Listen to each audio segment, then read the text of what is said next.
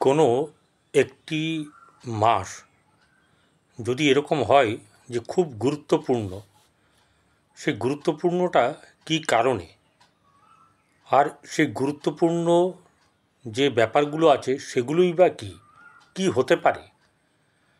দেখুন, আমি পরিতোষদের এখানে কোনো গর্ব অহংকার করে বলছি না, বুকবাজিও বলবো না। আমি কিছু জিনিস অনেক দিন আগেই ফোরকাস্ট করেছিলাম। সেটা হচ্ছে যে এই ঘটনাগুলো কিন্তু ঘটবে। যেমন সোনার দাম বাড়বে বলেছিলাম, সেটা আপনারা লক্ষ্য করলে দেখতে পারবেন। যখন আমি ভিডিওটি করেছি তখনকার সময়ের থেকে এখনকার সময়ের মূল্য এবং বৃদ্ধি পাবে। আবার এমন এক সময় আসবে যেখানে সোনার দাম খুব হারে কমে যাবে। তখন মানুষের কাছে পয়সা হয়তো থাকবে না, কারোর কাছে তো থাকবেই। সেটা ছাড়ুন, যুদ্ধ বাঁধবে। শুধু ভারতের সঙ্গে পাকিস্তানের ব্যাপার নয়, আরও অন্যান্য দেশের সঙ্গেও আস্তে আস্তে ধীরে ধীরে কিন্তু লাগবে। ভূমিকম্পের কথা বলেছিলাম, জলোচ্ছ্বাসের কথা বলেছি, আগ্নেয়গিরির অগ্নুৎপাতের কথা বলেছি। এটা শুধু আমাদের পশ্চিমবঙ্গ বা আপনার কলকাতা, ভারতবর্ষের কথা আমি বলিনি। আমি বলেছি সারা পৃথিবীতেই কিন্তু এরকম ধরনের একটা টালমাটাল অবস্থা আসবে। এবং এটাও বলেছি যে অর্থের দাম আমাদের ভারতবর্ষ বলুন আর আপনার আমেরিকার ডলারে বলুন, দাম কিন্তু পড়বে। এটা কারা লক্ষ্য রাখে কারা লক্ষ্য রাখে না সেটা তো আমার জানার ব্যাপার নয়, কিন্তু এগুলো ঘটবে। এরকম ধরনের আরও কিছু ঘটনা ঘটার সম্ভাবনা আছে।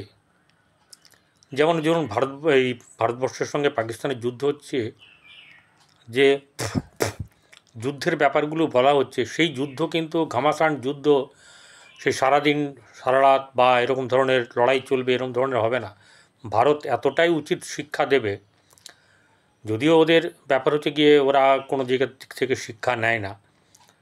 তো যুদ্ধ তো কোনো মতেই কাম্য নয়, যুদ্ধ কোনো মতেই কাম্য নয়, কিন্তু এটাও ঠিক একতরফা কোনো কিছু হতে পারে না।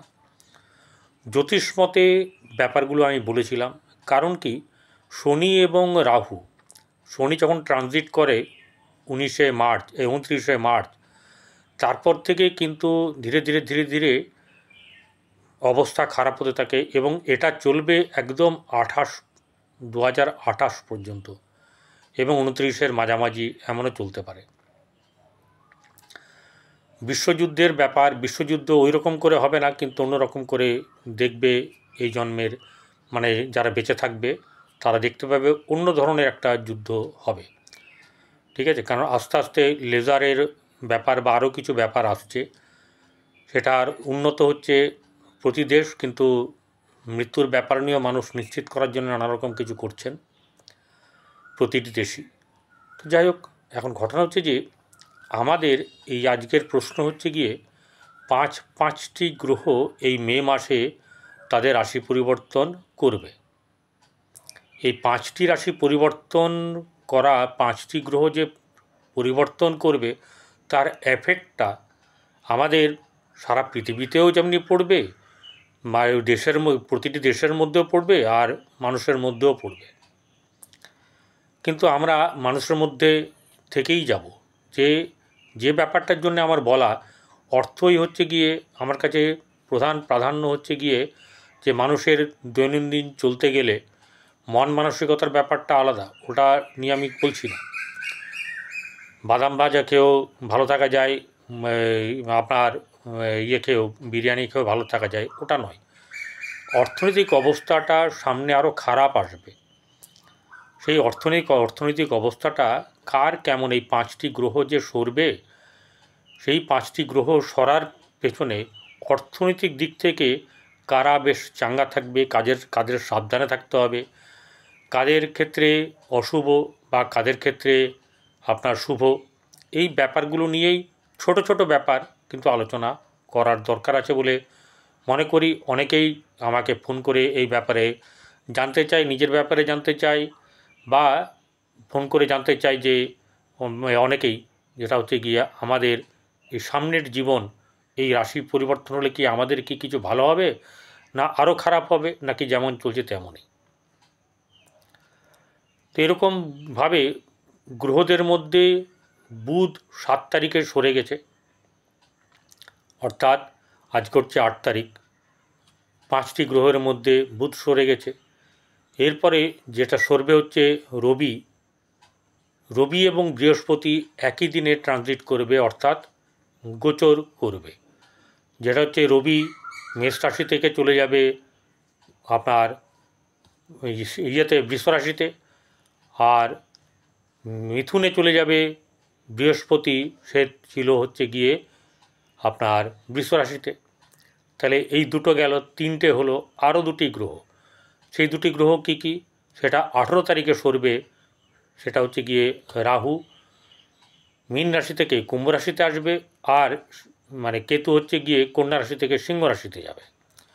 মোট 5টি গ্রহের স্থান বদল বা ঘর পরিবর্তনে আমাদের 12টি রাশির আর্থিক অবস্থা ভালো হবে না মন্দ হবে, না একই চলবে, না সেখানে সাবধানতার কিছু ব্যাপার থাকবে?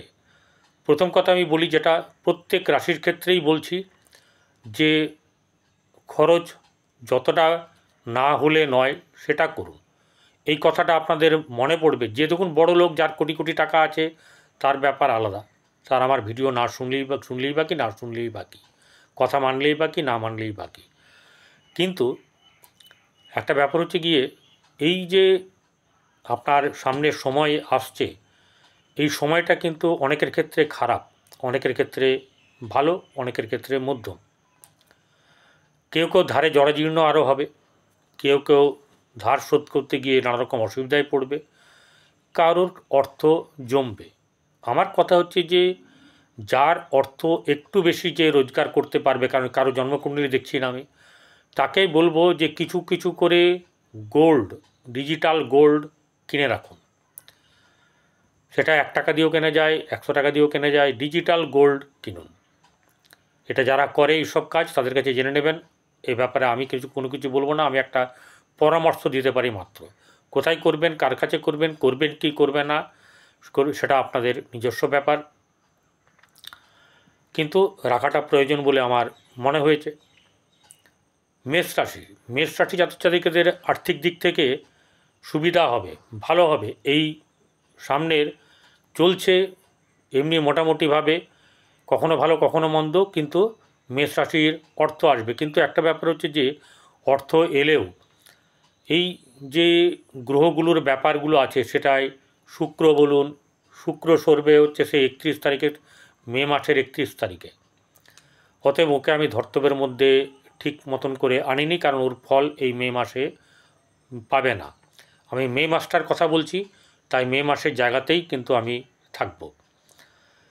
ঘটনা হচ্ছে যে, আর্থিক দিক থেকে ভালো হলেও অর্থ আপনার হাতে কিন্তু থাকবে না, থাকতে চাইবে না, রাখতে পারবেন না। অর্থ আপনার ব্যবসার দিক থেকে ভালো আসবে, কর্মের দিক থেকে খুব একটা বেশি যে পাওনা এরকম না।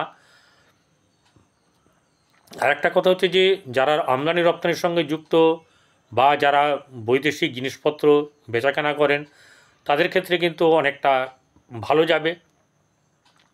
এবং আরও একটা কথা, যে এই মেষ রাশির জাতিকাদের কিন্তু বৈবাহিক জীবনে পদার্পণ করার মতন একটা সুযোগ আসবে। বৃষরাশি জাতিকাদের আর্থিক দিক থেকে নো চিন্তা, ডু ফুর্তি। ঠিক আছে, যার বৃষরাশি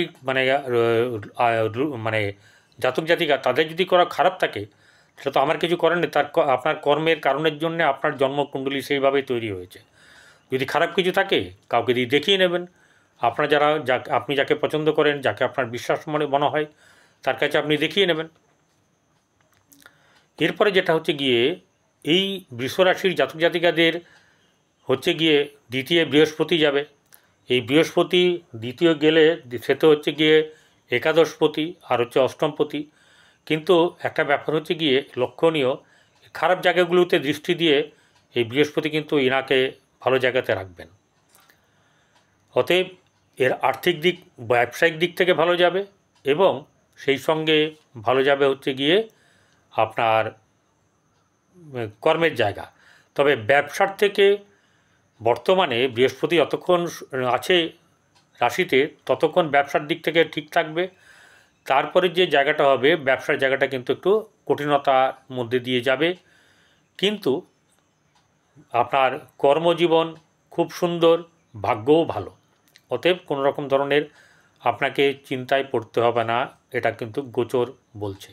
মিথুন রাশি, মিথুন রাশির জাতক জাতিকাদের আর্থিক দিক 14 তারিখের পর থেকে উন্নত হবে, ব্যবসায় ভালো হবে, বৈবাহিক জীবনে পদার্পণ করবেন, যাদের সন্তান হয়নি তাদের সন্তান হবে, এরকম এইসব ব্যাপারগুলো কিন্তু বেশ ভালো হবে মিথুন রাশির। আমি আরও একটা কথা বলবো যে এখানে চাকরির ব্যাপারটাও কিন্তু, কর্মের ব্যাপারটাও কিন্তু এদের ক্ষেত্রে বেশ ভালো আছে। ব্যবসা ভালো হবে 14 তারিখের পর থেকে।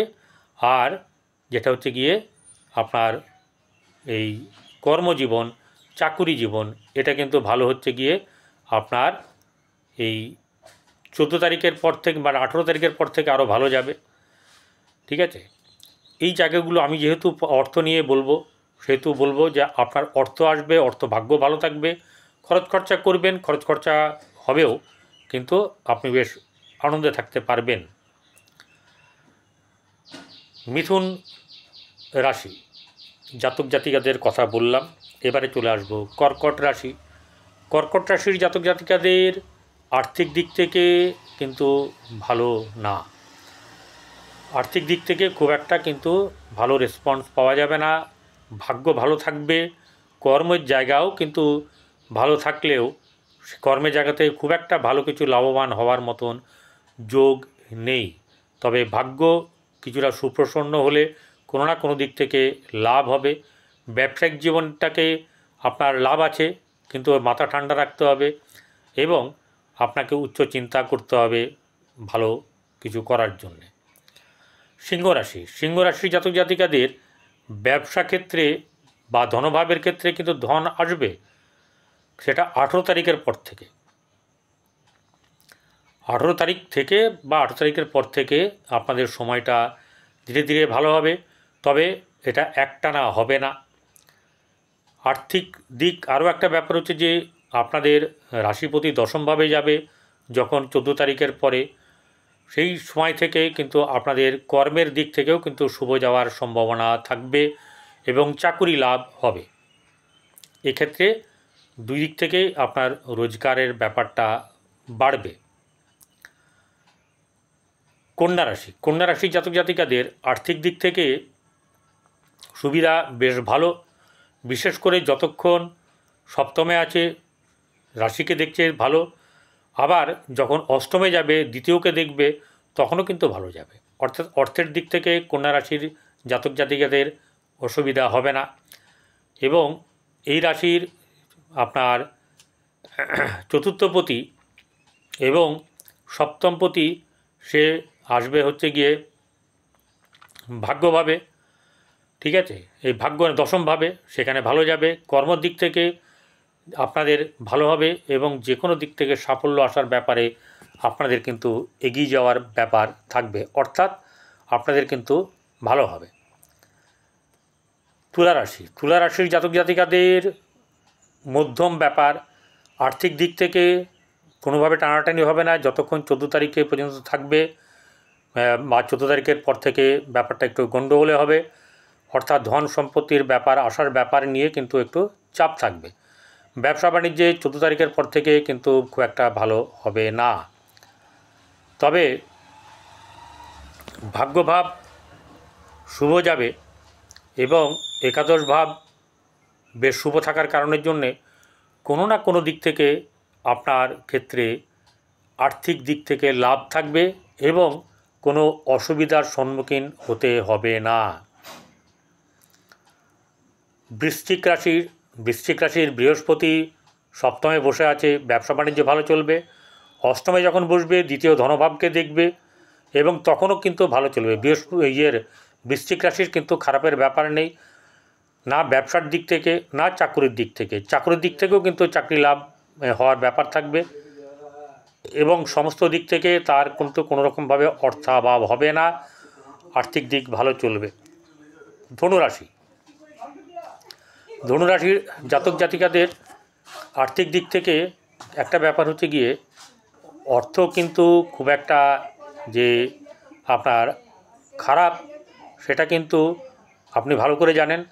ঢাইয়া চলছে, তার সত্ত্বেও বলবো 14 তারিখের পর থেকে আস্তে আস্তে ধীরে ধীরে অর্থাভাব তো চলেই যাবে এবং ব্যবসা বাণিজ্যে লাভ হবে, কর্মের দিক থেকে লাভ হবে, আর্থিক দিক থেকে আপনাকে চিন্তা করতে হবে না। মানসিক দিক থেকে ঠিক থাকার জন্য শুধু একটা কথাই বলবো, মেডিটেশন শিখুন, আর প্রয়োজন পড়লে আপনি আপনার পছন্দের জ্যোতিষের কাছে গিয়ে দেখিয়ে নিন, পরামর্শ নিন।